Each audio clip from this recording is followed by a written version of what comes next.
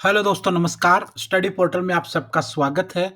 दोस्तों, आज हम यूजीसी नेट का पॉलिटिकल साइंस यानी राजनीतिक विज्ञान का सितंबर 2020 वाला पेपर हम सोल्व करेंगे, जिसके अंदर आप लोगों का जो सब्जेक्ट स्पेसिफिक वाला द्वितीय प्रश्न पत्र होता है उसको हम आज डिस्कस करेंगे।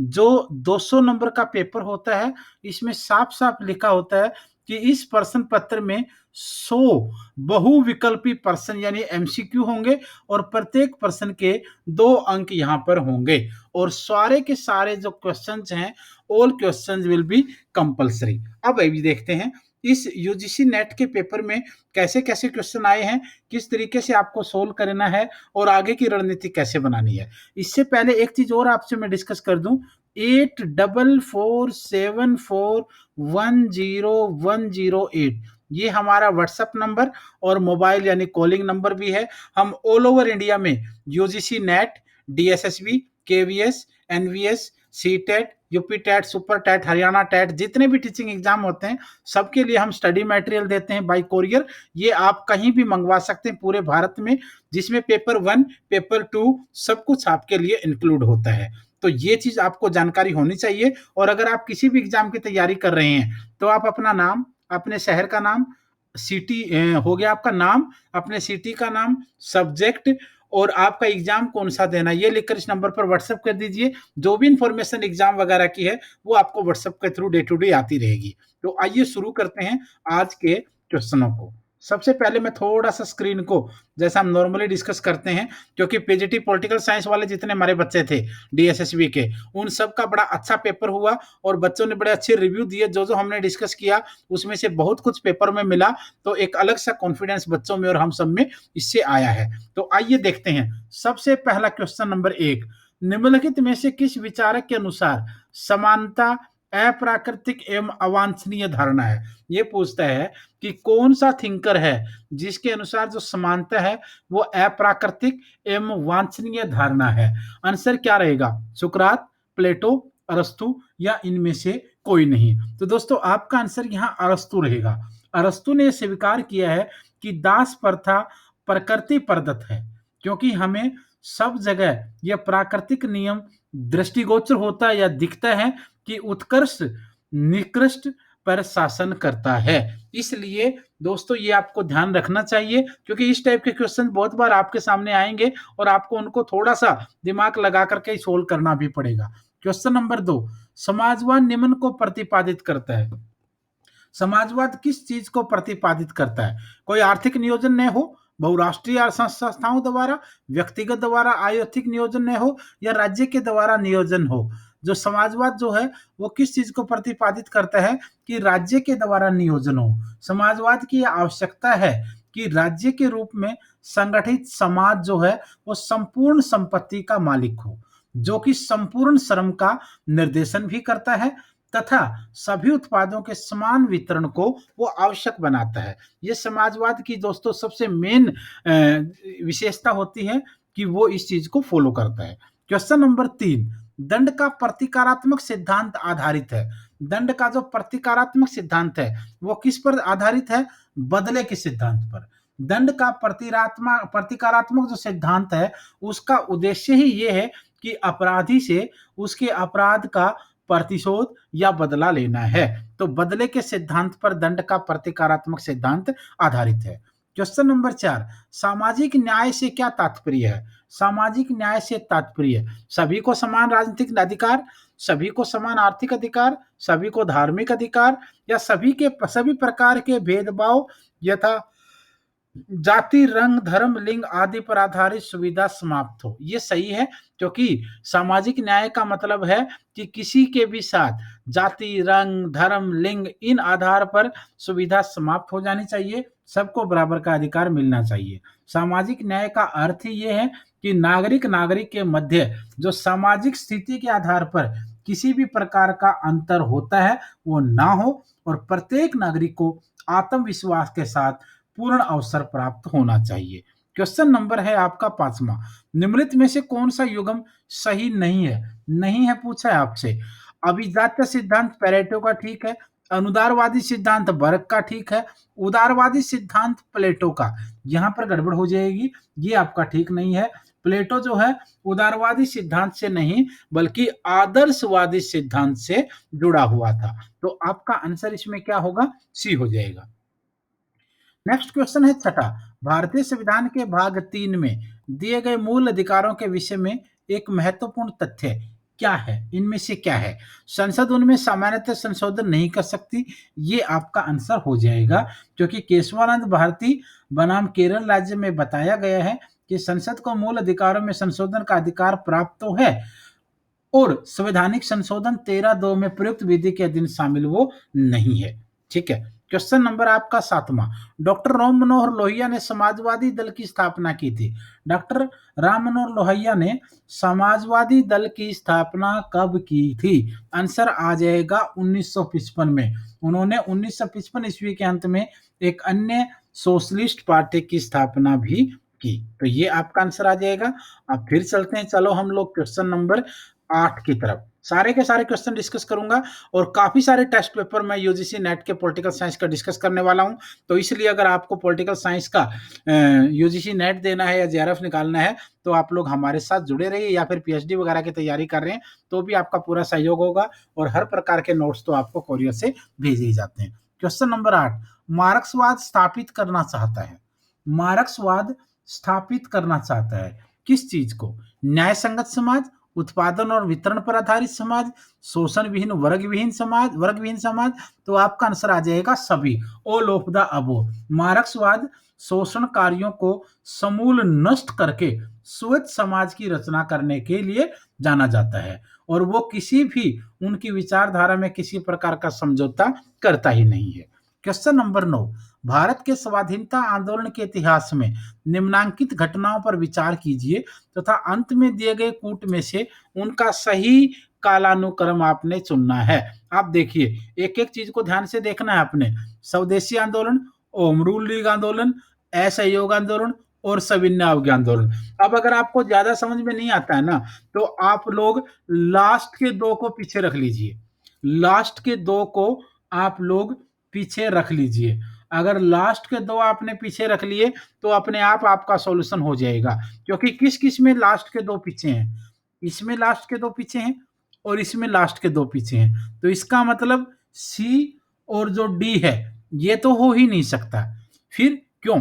क्योंकि आपको देखना पड़ेगा, सविनय अवज्ञा आंदोलन 1930, 31, 32 चलेगा। असहयोग आंदोलन 1919, 20, 21 रहेगा, आपका 22 रहेगा। होम रूल लीग 1915-16 का टाइमिंग आपको रहेगी और स्वदेशी आंदोलन 1905 रहेगा। तो इस तरीके से सबसे पहले, उसके बाद, उसके बाद, उसके बाद जैसा इन लोगों ने दे रखा है वैसा ही आपका आंसर आ जाएगा। क्वेश्चन नंबर 10वां, लाठी के जो प्रहार मेरे ऊपर किए जा रहे हैं वे एक दिन ब्रिटिश साम्राज्य के ताबूत की कीलें साबित होंगे, यह किसने कहा है? या फिर इसको आप ये भी कह सकते हैं कि मेरे शरीर पर लगी एक एक लाठी अंग्रेजी साम्राज्य के कफन में कील का काम करेगी। ऐसा किसने कहा था? लाला लाजपत राय के द्वारा कहा गया था जब उनके ऊपर लाठियां जलाई गई थी साइमन कमीशन के समय। क्वेश्चन नंबर 11, जब तक शासक दार्शनिक व दार्शनिक शासक नहीं होंगे राज्य की बुराइयों का अंत हो ही नहीं सकता। यह कथन किसका है? यह कथन दोस्तों प्लेटो का है। प्लेटो के अनुसार जब तक दार्शनिक राजा नहीं होंगे तब तक राजनीतिक महानता तथा बुद्धिमता एक ही व्यक्ति में नहीं मिलेगी और वे साधारणतः, ये इस चीज को आपको देखना पड़ेगा, केवल एक गुण, यही एक ऐसा गुण है जो इन दोनों को पायदानों पे खरा उतरने की कोशिश कर सकता है। क्वेश्चन नंबर 12, किस देश में एक दलीय पद्धति? इनमें से देश बताना आपने, कौन सा देश है जिसमें एक दलीय पद्धति है? भारत, फ्रांस, ब्रिटेन तो है नहीं, तो आपका आंसर चीन रहेगा। चीन एक दलीय राज्य का एकमात्र उदाहरण है। चीनी साम्यवादी दल की स्थापना 1921, ये क्वेश्चन भी कई बार पूछ लेते हैं तो ये याद रख लेना। चीनी साम्यवादी दल की स्थापना 1921 में हुई थी, वहां पर एक ही पॉलिटिकल पार्टी है। क्वेश्चन नंबर 13, भारतीय संविधान के किस संशोधन द्वारा आंतरिक अशांति पद के स्थान पर सशस्त्र विद्रोह पद का प्रयोग किया गया है? किस पर? 44वें संविधान संशोधन के द्वारा, ए आंसर आ जाएगा। 44वें संविधान संशोधन को आंतरिक अशांति पद के स्थान पर सशस्त्र विद्रोह पद का प्रयोग किया गया है। क्यों? क्योंकि 1975 की जो इमरजेंसी इंदिरा गांधी जी ने लगाई वो गैर कानूनी तरीके से लगाई गई थी। आंतरिक अशांति का उस समय हवाला दिया गया था, लेकिन ऐसा आंतरिक अशांति उस समय कहीं थी नहीं। उनका प्रधानमंत्री का पद छिनने वाला था, इसलिए उन्होंने देश में इमरजेंसी लगा दी। और इमरजेंसी लगने के बाद देश की जनता के साथ जो बिल्कुल नरक जैसा व्यवहार किया गया, राजनेताओं को जेलों में डाल दिया, मीडिया पत्रकारों को बंद कर दिया जेलों में, और जनता की नसबंदियां की गई, कितने गंद तरीके से माहौल बना था, ये हम सब भारतीय जानते हैं। इससे बुरा काल भारत में न आज तक कभी आया है और न अभी आने की उम्मीद है। आजाद भारत में तो ये सोचा नहीं जा सकता था। क्वेश्चन नंबर 14, न्यायिक पुनर्विलोकन की व्यवस्था नहीं है। न्यायिक पुनर्विलोकन की व्यवस्था किस देश में नहीं है? इंग्लैंड के अंदर नहीं है। जुडिशियल रिव्यू हमारे देश में तो है, यूएसए में भी है। क्वेश्चन नंबर 15, एकल संक्रमणीय मत प्रणाली सिंगल ट्रांसफर वोटिंग सिस्टम का सर्वप्रथम प्रतिपादन करने वाले राजनीतिक चिंतक का नाम बताएं। किसने सबसे पहले इसकी बात की थी? आंसर आ जाएगा थॉमस हेयर। एकल संक्रमणीय मत प्रणाली सिंगल ट्रांसफर वोट सिस्टम को सबसे पहले कार्ल एड्रेके ने प्रस्तुत किया, लेकिन बाद में इंग्लैंड के थॉमस हेयर ने 1859 में इसको परिष्कृत किया। तो यहां पर हम थॉमस हेयर आंसर हमारे पास है, तो थॉमस हेयर रहेगा। 1859 में इन्होंने इसको परिष्कृत किया, इंग्लैंड का था। लेकिन पहली बार इससे भी पहले एक व्यक्ति डेनमार्क के मंत्री कार्ल हैड्रे ने भी इसका जिक्र किया था, बट वो ऑप्शन में नहीं है, हमें ऑप्शन में से आंसर लेना होता है। क्वेश्चन नंबर 16, भारत संघ से किस राज्य के पृथक होने का प्रतिबंधित किया गया? भारत संघ से किस राज्य के पृथक होने को प्रतिबंधित किया गया? आंसर ए रहेगा 16वें संविधान संशोधन अधिनियम 1963 के द्वारा। क्वेश्चन नंबर 17, प्राकृतिक अधिकारों के सिद्धांत की पुष्टि की गई है। प्राकृतिक अधिकारों के सिद्धांत की पुष्टि किसके द्वारा?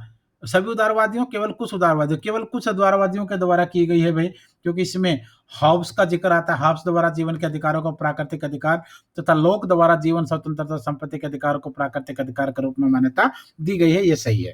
क्वेश्चन नंबर 18, उरुग्वे चर्चा के दौर का परिणाम हुआ। उरुग्वे चर्चा के दौर का परिणाम हुआ क्या? एशिया प्रशांत आर्थिक सहयोग की स्थापना, एनएफटीए की स्थापना, स्वतंत्र समूह की स्थापना, विश्व व्यापार संगठन। आंसर आएगा विश्व व्यापार संगठन की स्थापना। क्वेश्चन नंबर 19, फ्रांस में सरकार और राष्ट्रपति के बीच जटिल संबंध है, इसका कारण आपको बताना है, क्योंकि यहाँ एक मिलीजुली राष्ट्रपति संघीय प्रणाली की सरकार है। क्वेश्चन नंबर 20वां, चीन के राष्ट्रीय संसदीय निकाय को क्या कहा जाता है? चीन के राष्ट्रीय संसदीय निकाय को राष्ट्रीय जन कांग्रेस कहा जाता है। क्वेश्चन नंबर 21, निम्न में से किस देश में संसदीय और अध्यक्षीय तरह की सरकारों का सम्मिश्रण विद्यमान है? किस देश में? ऐसा दोस्तों फ्रांस के अंदर है। 5वें गणतंत्र में फ्रांस से संसदीय तथा अध्यक्षीय सरकारों का सम्मिश्रण हो गया है, जिससे कार्यपालिका का कार्यकाल निश्चित कर दिया गया है। उसके बाद हम फिर चलते हैं क्वेश्चन नंबर 22 की तरफ। 22वां क्वेश्चन ध्यान से देखिएगा, फिर हम आंसर पर पहुंचेंगे। क्वेश्चन नंबर 22, अंतरराष्ट्रीय संबंधों में यथार्थवादी सिद्धांत 3 मान्यताओं पर आधारित है। निम्न में से कौन सी एक आधारभूत मान्यता नहीं है? कौन सी मान्यता नहीं है? राजनेता अपने राष्ट्रीय हितों की आकांक्षा करता है और उन्हें आगे बढ़ाता है, ठीक है। राष्ट्रीय हितों के लक्ष्यों को पूरा करने में राजनेता नैतिक सिद्धांतों को ध्यान में रखता है? बिल्कुल नहीं भाई, राष्ट्रीय हितों के लक्ष्य को पूरा करने में राजनेता नैतिक सिद्धांतों को ध्यान में नहीं रखते हैं। क्वेश्चन नंबर 23वां, सरकार का प्रथम व्यवस्थित वर्गीकरण प्रस्तुत किया किसने? सरकार का प्रथम व्यवस्थित वर्गीकरण किसके द्वारा प्रस्तुत किया गया? आंसर क्या रहेगा? आंसर रहेगा आपका अरस्तु। अरस्तु अरस्तु आंसर होगा। अरस्तु ने प्राचीन समय में सबसे पहले शासन के अंगों का विधायी, कार्यकारी और न्यायिक 3 भागों में उन्होंने बांटा था। क्वेश्चन नंबर 24, मैक्स वेबर का कार्य सकेंद्रीय है। मैक्स वेबर का कार्य किस पर केंद्रित है? सरकार की वैधता के ऊपर। क्वेश्चन नंबर 25, निम्न में से कौन सी एक विशेषता यूएसए और भारत की संघ राज्य प्रकृति की समान विशेषता नहीं है? कौन सी विशेषता समान विशेषता नहीं है? तो आपका आंसर होगा केंद्र राज्य में शक्तियों का, ठीक है। सर्वोच्च न्यायालय का अस्तित्व, ठीक है। न्यायिक संगठन के 2 समुच्चय, ये ठीक नहीं है। क्वेश्चन नंबर 26, निम्नलिखित में से किसने टीएच ग्रीन के राज्य विषयक इन विचारों की व्याख्या की है कि मानव चेतना स्वतंत्रता चाहती है, स्वतंत्रता के लिए अधिकार आवश्यक है तथा अधिकार राज्य की मांग करते हैं। तो आंसर आ जाएगा ई वर्कर। ई वर्कर, वर्कर ने स्वतंत्रता के बारे में कहा है कि मानव चेतना ये चाहती है कि स्वतंत्रता में अधिकार निहित हों और अधिकार राज्य की मांग भी करते हैं। क्वेश्चन नंबर 27, निम्न में से कौन विधि के शासन से घनिष्ठ संबंध रखता है? विधि के शासन से घनिष्ठ संबंध कौन रखता है? सैनिक विधि, न्यायिक सर्वोच्चता, संविधानवाद या शक्ति पृथक्करण? तो आपका आंसर आ जाएगा संविधानवाद। क्वेश्चन नंबर 28, निम्न देशों में से किसने एक ही प्रयास में सार्वभौमिक मताधिकार अपनाया? किसने एक ही प्रयास में अपनाया? तो आंसर आ जाएगा भारत। भारत ने एक ही प्रयास में आजादी के बाद इस चीज के ऊपर काम किया। पहले हमने 21 वर्ष, बाद में हमने 18 वर्ष की एज इसको करके आगे बढ़ाया। क्वेश्चन नंबर 29वां देखिए, निम्नलिखित में से किस एक विवाद में अमेरिकी मुख्य न्यायाधीश मार्शल ने न्यायिक पुनर्विलोकन की शक्ति को मान्यता दी थी? किसमें?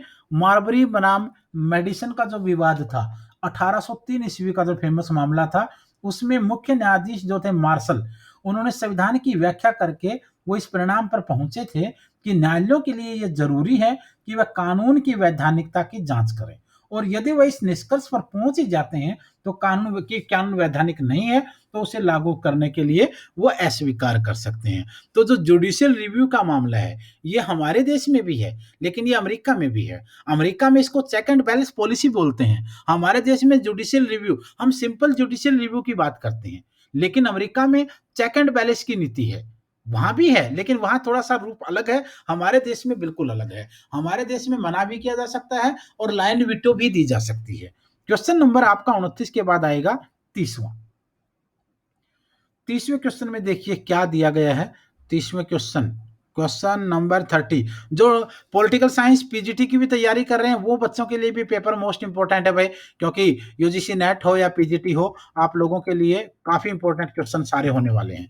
क्वेश्चन नंबर 30, मार्क्सवादी समाजवाद के अनुसार समाजवादी राज्य में पूरी तरह अनावश्यक है, आवश्यक है, किसी वर्ग की विचारधारा का प्रतिनिधित्व नहीं करता है या समाप्त कर दिया जाता है, आवश्यक है। क्वेश्चन नंबर 31, किसने राज्य का इस प्रकार का वर्णन किया कि संपूर्ण विज्ञान में साझेदारी है, संपूर्ण कला में साझेदारी है, प्रत्येक सद्गुण और सभी पूर्णता में साझेदारी है? ऐसा किसने कहा है? ऐसा दोस्तों किसने कहा है? एडमंड बर्क ने कहा है। क्वेश्चन नंबर 32, निम्नलिखित में से किस विचार सिद्धांत में कानून को स्वतंत्रता का विरोधी समझा जाता है? किसमें? शास्त्रीय उदारवादी विचार सिद्धांत में। क्वेश्चन नंबर 33, निम्नलिखित में से किसने अधिकारी तंत्र यानी नौकरशाही ब्यूरोक्रेसी को विवेकपूर्ण विधिक सत्ता के रूप में चित्रित किया है? किसने किया है? मैक्स वेबर के द्वारा किया गया। क्वेश्चन नंबर 34, प्रभुसत्ता की धारणा का निरूपण सबसे पहले किसने किया? जो प्रभुसत्ता की धारणा है उसका निरूपण सबसे पहले किसने किया भाई? सबसे पहले किया था बोंदा के द्वारा। प्रभुसत्ता शब्द का प्रयोग, उसे परिभाषित करने का श्रेय फ्रांस के जॉन बोंदा को जाता है, जिसने 1576 ईस्वी में प्रकाशित अपनी पुस्तक 6 बुक्स ऑन द रिपब्लिक में फ्रेंच शब्द सॉवरेनिटी को प्रस्तुत किया था। क्वेश्चन नंबर, ये मैं जो बता रहा हूं क्वेश्चन, इनको नोट डाउन कर लेना साथ में एक्सप्लेनेशन को। क्वेश्चन नंबर 35, भारतीय संघ के अंतर्गत किसी राज्य को मिलाने का अधिकार किसे है? भारतीय संघ के अंतर्गत किसी राज्य को मिलाने का अधिकार संसद को है। क्वेश्चन नंबर 36, संविधान की 8वीं अनुसूची में संवैधानिक संशोधन द्वारा निम्न में से कौन सी भाषा जोड़ी गई है? संविधान की 8वीं अनुसूची में संवैधानिक संशोधन द्वारा निम्न में से कौन सी भाषा जोड़ी गई है? आंसर आ जाएगा सिंधी। क्वेश्चन नंबर 37, सर्वोच्च न्यायालय में सेवानिवृत्त की आयु बताइए। सर्वोच्च न्यायालय में सेवानिवृत्ति की आयु 65 होती है और हाई कोर्ट में 62 होती है। क्वेश्चन नंबर 38, भारतीय संविधान सभा की प्रारूप समिति का अध्यक्ष कौन थे? Doctor B R Ambedkar. उसके बाद चलते हैं हम लोग क्वेश्चन नंबर 39 की तरफ।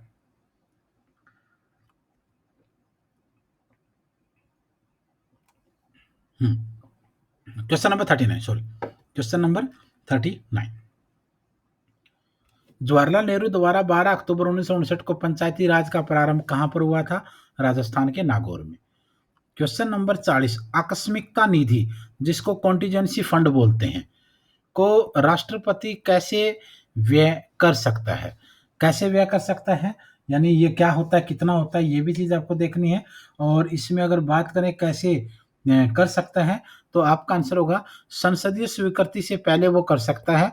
और ये टोटल का संचित निधि में अगर टोटल फंड की बात करें तो टोटल संचित निधि का 1/4% होता है। आर्टिकल 257 के तहत ये किया जाता है। क्वेश्चन नंबर 41, निम्न में से कौन सामाजिक अधिनियम नहीं है? कौन सा सामाजिक अधिनियम नहीं है? मीसा सामाजिक अधिनियम नहीं है।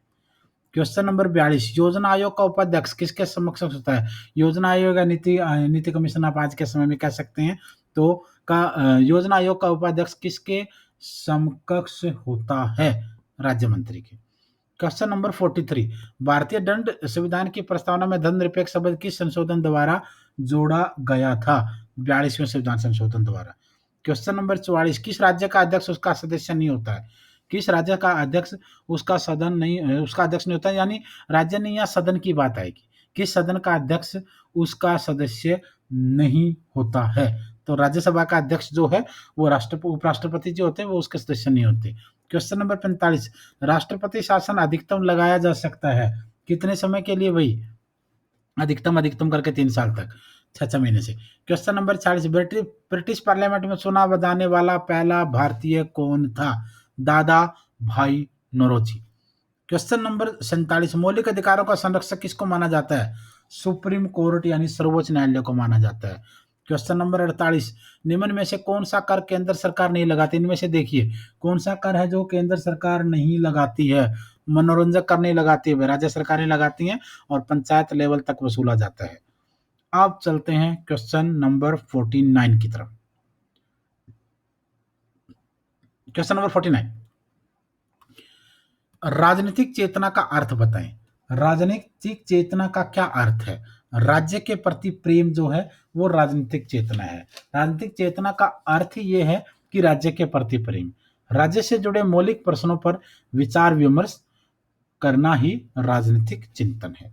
क्वेश्चन नंबर 50, प्रत्येक विचारक अपने युग का शिशु होता है। याद है ना क्वेश्चन, बहुत बार पूछा जा चुका है। प्रत्येक विचारक अपने युग का शिशु होता है, यह कथन किसका है? आंसर आ जाएगा डेनिंग। डेनिंग ने अपना विचार प्रस्तुत करते हुए कहा है कि प्रत्येक विचारक अपने युग का शिशु होता है। डेनिंग ने मैकियावेली के बारे में बताया है कि यह प्रतिभा संपन्न लॉरेंस निवासी वास्तविक अर्थ में अपने काल का शिशु था। किसके बारे में कहा था? मैकियावेली के बारे में। क्वेश्चन नंबर 51, व्यक्ति अपने ऊपर, अपने शरीर व मस्तिष्क पर संप्रभु है, यह कथन किसका है? यह कथन दोस्तों जेस मिल का है। क्वेश्चन नंबर 52, निम्नलिखित में से किस व्यवहारवादी विचारक ने अपने चिंतन में मानवीय स्वतंत्रता, प्रतिष्ठा को इरादों, प्रयोजन और प्रेरणा से जोड़ा है? ऐसा किसके द्वारा किया गया? बीएफ स्किनर के द्वारा। क्वेश्चन नंबर 53, राजनीति शास्त्र का पिता किसे कहा जाता है? राजनीति शास्त्र का पिता अरस्तु को कहा जाता है। क्वेश्चन नंबर 54, कैबिनेट मिशन योजना के तहत संविधान सभा में कितने सदस्यों की संख्या तय की गई है? कितने सदस्यों की संख्या? 389 उस समय। क्वेश्चन नंबर 55, किस संविधान संशोधन द्वारा संपत्ति के मौलिक अधिकार को समाप्त कर दिया गया जो आर्टिकल 31 में हुआ करता था? तो ये किसके द्वारा? आंसर आ जाएगा 44वां। क्वेश्चन नंबर 56, समूह के मिलान करना है आपने भाई। एक तरफ पंचायत के ऊपर बनने वाली समितियां, दूसरी तरफ उनके स्थापना के वर्ष दिए गए हैं। अगर आप ध्यान से देखेंगे तो ऑटोमेटिकली आपके सारे आंसर ठीक हो जाने हैं। बलवंत राय मेहता कमेटी 1900, बलवंत राय मेहता कमेटी यस 1956 आ जाएगा आपका। अशोक मेहता कमेटी 1970 आपका आ जाएगा। जीवी के राव कमेटी 1985 आ जाएगा और एलएम सिंघवी कमेटी 1987 आ जाएगा। इस तरीके से आंसर आपका बी होगा। चलो अगले क्वेश्चन की तरफ बढ़ने की कोशिश करते हैं। 56 के बाद हम चलते हैं क्वेश्चन नंबर 57 क्वेश्चन नंबर देखिए ध्यान से फटाफट। क्वेश्चन नंबर 57, यह सिद्धांत किसने प्रस्तुत किया है कि नव उपनिवेशवाद साम्राज्यवाद की अंतिम अवस्था है? यह किसने प्रस्तुत किया? लेनिन आंसर होगा। क्वेश्चन नंबर 58, भारतीय दल विहीन प्रजातंत्र की अवधारणा का प्रतिपादन किसने किया था? यह किसके द्वारा किया गया था? जयप्रकाश नारायण के द्वारा। क्वेश्चन नंबर 59, भारतीय संविधान के किस अनुच्छेद के अंतर्गत राज्यसभा विशेष बहुमत द्वारा राज्य सूची के किसी विषय पर संसद को कानून बनाने के लिए अधिकृत कर सकती है? आर्टिकल 249। क्वेश्चन नंबर 60, संसदीय कार्यपालिका किसके प्रति उत्तरदायी है? संसदीय कार्यपालिका लोकसभा के प्रति उत्तरदायी है। 61वां क्वेश्चन, अब तक गठित विभिन्न वित्त आयोगों के अध्यक्ष पद पर निम्नलिखित में से कौन व्यक्ति कभी भी नहीं रहा है? श्री बीपी मंडल। क्वेश्चन नंबर 62, निम्नलिखित में से कौन राज्य सूची का विषय नहीं है? राज्य सूची का विषय कौन नहीं है? न्यायालय का अवमान संवर्ती सूची का विषय नहीं है। क्वेश्चन नंबर 63, न्यायिक सक्रियता का अर्थ बताएं। न्यायिक सक्रियता का क्या अर्थ है? न्यायिक सक्रियता का अर्थ न्यायपालिका द्वारा विधायिका के कार्यों को ग्रहण करना, न्यायपालिका द्वारा प्रशासनिक कार्यों को ग्रहण करना, न्यायपालिका द्वारा कार्यपालिका के कार्यों को ग्रहण करना। इनमें से ग्रहण करना तो कोई नहीं होगा, तो इसका मतलब डी आ जाएगा, कोई नहीं है। न्यायपालिका, अगर आप ध्यान से देखेंगे तो भारतीय संविधान का अनुच्छेद 32 जो है वो उच्चतम न्यायालय को नागरिकों को न्याय प्रदान करने के उद्देश्य से रिट जारी करने की शक्ति देता है। इस अनुच्छेद में नागरिक के मूल अधिकारों को सजग प्रहरी बनाने की बात कही गई है और ये अवेयरनेस होनी चाहिए। यानी सरकार के काम काजों के ऊपर देश में क्या हो रहा है इसके ऊपर कोर्ट को एक्टिव रहना चाहिए, इसी को न्याय सक्रियता कहेंगे। क्वेश्चन नंबर 64, मूल्य तटस्थता निम्न में से किसकी विशेषता है? व्यापारवादियों की।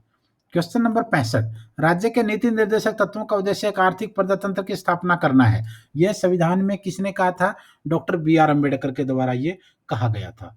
आप चलते हैं नेक्स्ट क्वेश्चन की तरफ। सारा पेपर देखा कीजिए आप सारे daily. Question number 66, John Locke के अनुसार प्राकृतिक अवस्था में मनुष्य की स्थिति थी। प्राकृतिक अवस्था में मनुष्य की स्थिति कैसी थी? जॉन लॉक के अनुसार मनुष्य एक विवेक युक्त प्राणी था। क्वेश्चन नंबर 67, रॉबर्ट फिल्मकर ने कौन सी पुस्तक लिखी थी? कौन सी पुस्तक लिखी थी? आपका पॉलिटिक्स, पैट्रियॉटिक, सोशल कॉन्ट्रैक्ट या दास कैपिटल?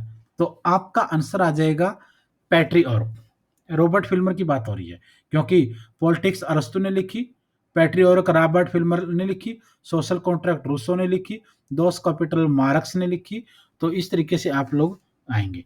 क्वेश्चन नंबर 68, निम्नलिखित युग्मों में से सही कौन सा नहीं है? सही नहीं है पूछा इसने। ब्रिटेन एकात्मक है, अमेरिका एकात्मक है, ये गलत हो जाएगा। क्वेश्चन नंबर 59, कानून राज्य का पूर्ववर्ती है और राज्य से ऊपर है। यह निम्नलिखित में से किसका मत है? ये लिया ड्यूबी का मत है। क्वेश्चन नंबर 70, समाजवाद से अभिप्राय आय की समानता के अतिरिक्त कुछ भी नहीं है। यह कथन निम्न में से किसका है? राम मनोहर लोहिया जी का। क्वेश्चन नंबर 71, निम्न में से किस विचारक ने मृत्युदंड का विरोध किया था? मृत्युदंड का विरोध किसने किया था? ग्रीन ने किया था भाई। क्वेश्चन नंबर 72, जिन राज्यों में न्याय नहीं होता वह डाकुओं का समूह है। यह शब्द निम्न में से किन के हैं? यह है ऑगस्टाइन का कथन। क्वेश्चन नंबर 73, जॉन ऑगस्टाइन द्वारा प्रतिपादित प्रभुसत्ता सिद्धांत को कहा जाता है क्या? एकलवादी सिद्धांत भी कहा जाता है। क्वेश्चन नंबर 74, आर्थिक मानव की संकल्पना किसने प्रस्तुत की? आर्थिक मानव की संकल्पना प्रस्तुत की थी एडम स्मिथ के द्वारा। एडम स्मिथ ने अपनी जो रचना थी inquiry into the nature and college of the wealth nation, wealth of nations भी कह सकते हैं इसको, आर्थिक मानव की संकल्पना के सिद्धांत को इसमें प्रस्तुत किया था। आइए चलते हैं नेक्स्ट क्वेश्चन की तरफ। और अगला क्वेश्चन हमारा है 75, जॉन रोल्स ने अपने न्याय सिद्धांत को क्या संज्ञा दी है? जॉन रोल्स ने अपने न्याय सिद्धांत को क्या संज्ञा दी है? शुद्ध प्रक्रियात्मक न्याय। क्वेश्चन नंबर 76, व्याकारपरक राजनीतिक विज्ञान का जनक किसको माना जाता है? डेविड स्टन को। क्वेश्चन नंबर 77, किसने कहा था कि जाति प्रथा उन्मूलन का कार्य स्वराज से भी ज्यादा महत्वपूर्ण है? यह कहा था डॉक्टर बी आर अम्बेडकर के द्वारा। क्वेश्चन नंबर 78, वारसा पैक्ट का गठन कब हुआ था? वारसा पैक्ट का गठन दोस्तों 1955 में हुआ था। क्वेश्चन नंबर 79, यूरोपीय संघ में यूरो मुद्रा का प्रचलन कब से शुरू किया गया? यह किया गया था, किस समय शुरू किया गया था पूछ रहा है, तो आपका आंसर जो है वो आपका डी आ जाएगा वैसे तो, लेकिन डिटेल बता देता हूं। 1 जनवरी 1994 को यूरोपीय मुद्रा संस्थान की स्थापना हुई थी, लेकिन 1 जनवरी 1999 को इसका प्रचलन भी शुरू हो गया था यूरोपीय राष्ट्रों में। क्वेश्चन नंबर 80, भारत में Indian institute of public administration की स्थापना किस रिपोर्ट की सिफारिश के आधार पर हुई थी? ये आपको बताना है। तो आंसर जो है वो आपका क्या बन जाएगा? आंसर बन जाएगा यहां पर आपका एपीएलबी। एपीएलबी रिपोर्ट के आधार पर हुई थी। यह रिपोर्ट 1953 में पेश की गई थी। क्वेश्चन नंबर 81, लोक लेखा समिति में शामिल कौन होते हैं? लोक लेखा समिति में लोकसभा के 15 सदस्य, लोकसभा के 30 सदस्य, राज्यसभा का कोई सदस्य नहीं, लोकसभा का कोई सदस्य नहीं। अगर इस तरीके से देखेंगे तो सेकंड और थर्ड जो है वो आपका ठीक हो जाएगा। ये आपका होगा। क्वेश्चन नंबर आपका 82, वर्तमान समय में भारत में कितने राज्य और केंद्र शासित प्रदेश हैं? ये समय समय पर चेंज होता रहता है भाई। कल ना अगर और कोई स्टेट बन जाता है या कम ज्यादा हो जाता है तो उसको आप लोग देख लेंगे, क्योंकि इनमें से तो फिलहाल की देखेंगे तो कोई नहीं होगा, क्योंकि पहले 28/7 थे, फिर जम्मू कश्मीर वाले आर्टिकल 370 के बाद चेंज हो गया। क्वेश्चन नंबर 83, फासिज्म किस भाषा में लिखा गया है? फासिज्म किस भाषा में लिखा गया है? ग्रीक भाषा में। नेक्स्ट क्वेश्चन 83 के बाद हम चलते हैं 84 की तरफ। क्वेश्चन नंबर है 84।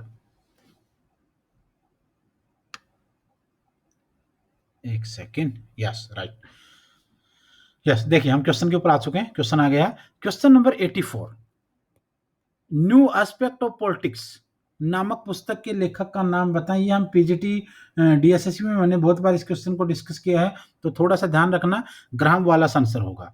क्वेश्चन नंबर 85, भारत एक गणतंत्र है, इसका अर्थ क्या है? भारत एक गणतंत्र है, इसका अर्थ क्या है? क्योंकि यहाँ वंशानुगत शासक नहीं है। क्वेश्चन नंबर 86, लोकसभा में किसी विधेयक पर आम बहस किस सत्र पर होती है? किस सत्र पर आम बहस होती है? द्वितीय वाचन के समय। 87 सॉरी, क्वेश्चन नंबर 87, कौटिल्य के अनुसार मंत्रियों की संख्या होनी चाहिए। कौटिल्य के अनुसार मंत्रियों की संख्या कितनी होनी चाहिए भाई? 7 या 8। क्वेश्चन नंबर 88, किस देश में सिविल सेवक किसी राजनीतिक दल का सदस्य बन सकते हैं? ऐसा किस देश में है? फ्रांस में। क्वेश्चन नंबर 89, बजट शब्द बुजट शब्द से बना है, यह शब्द किस भाषा का है? यह शब्द बजट जो शब्द है वो बुजट शब्द से बना है, और ये किस भाषा का शब्द है? आंसर आ जाएगा आपका, किसका होगा? इंग्लिश का शब्द है, और बजट यानी बजट का मतलब होता है थैला, चमड़े का थैला। क्वेश्चन नंबर 90, ब्रिटेन में वित्त मंत्रालय को कहते हैं, ब्रिटेन में वित्त मंत्रालय को क्या कहते हैं? राजकोष विभाग। क्वेश्चन नंबर 91, संविधान की 8वीं अनुसूची में कितनी प्रादेशिक भाषाओं को शामिल किया गया है? आंसर आ जाएगा 22।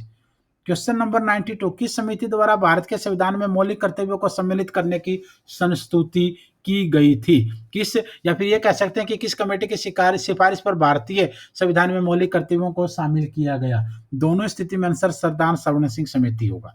क्वेश्चन नंबर हमारा है 93 की तरफ हम चलते हैं एक बार। क्वेश्चन नंबर 93, सुश्री मायावती उत्तर प्रदेश के मुख्यमंत्री पहली बार कब बनी थी? तो आंसर आ जाएगा आपका 1995 के अंदर, 18 अक्टूबर 1995 में। क्वेश्चन नंबर 94, दबाव समूह, दबाव समूह के बारे में आपको बताना है। दबाव बनाकर अपना कार्य करवाते हैं भाई। अच्छा, ये जो लेक्चर, ये टेस्ट हम बना रहे हैं, इन टेस्टों का सभी का उद्देश्य सिर्फ बच्चों को शिक्षित करना है, और हर बच्चे को हर परीक्षा में पास करवाना हमारा उद्देश्य है। क्वेश्चन नंबर 95, शक्ति की अवधारणा सर्वप्रथम किसने दी? शक्ति की अवधारणा सबसे पहले मैकाउली ने दी। शक्ति की अवधारणा का प्रतिपादन सबसे पहले मैकाउली ने किया था। मैकाउली ने कहा था कि विधि का शासन विवेकशील प्राणियों के लिए स्वाभाविक है, परंतु इसे स्थापित करने के लिए शक्ति की आवश्यकता जरूर पड़ती है। क्वेश्चन नंबर 96, उत्तर प्रदेश में विधानसभा के कुल सदस्यों की संख्या। अब नए दौर में जो जब नया सीमांकन आएगा तब तो अलग चीज आ जाएगी, लेकिन आज के हिसाब से अगर बात करेंगे तो बी आंसर है। ठीक है, हो सकता है आगे आने वाले समय में बदल जाए, 2020-21 में हम इसको मान के चल रहे हैं। क्वेश्चन नंबर 97, भारतीय संघ अधिक से अधिक अर्थ संघ है, यह किसने कहा है? यह कहा है केसी वैयर ने। क्वेश्चन नंबर 98, भारत में वयस्क मताधिकार के लिए मूलतः 21 वर्ष की अवस्था निर्धारित थी, परंतु अब इसे घटाकर 18 वर्ष कर दिया गया। यह किस वर्ष किया गया? इसे 1989 में किया गया। क्वेश्चन नंबर 99, किस राजनीतिक विचारक ने राजनीतिक संप्रभुता की अवधारणा सर्वप्रथम प्रस्तुत की? किसने सबसे पहले प्रस्तुत की? बोंदा, ऑस्टिन, डाइसी, डुगवी।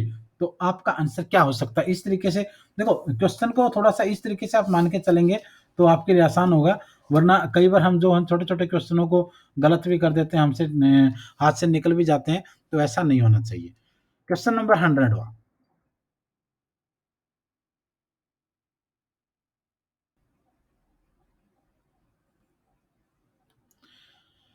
मैं सांप्रदायिकता को अज्ञानता का सबसे बड़ा स्रोत मानता हूँ। हम सभी को सांप्रदायिकता को समाप्त करने के लिए अपनी पूरी ताकत लगा देनी चाहिए। ठीक है भाई? तो ये सारे क्वेश्चन थे और हर प्रकार के एग्ज़ाम में आप लोगों की हम कोशिश करते हैं जितनी मदद हो पाए उतनी करें। धन्यवाद, शुभकामनाएँ।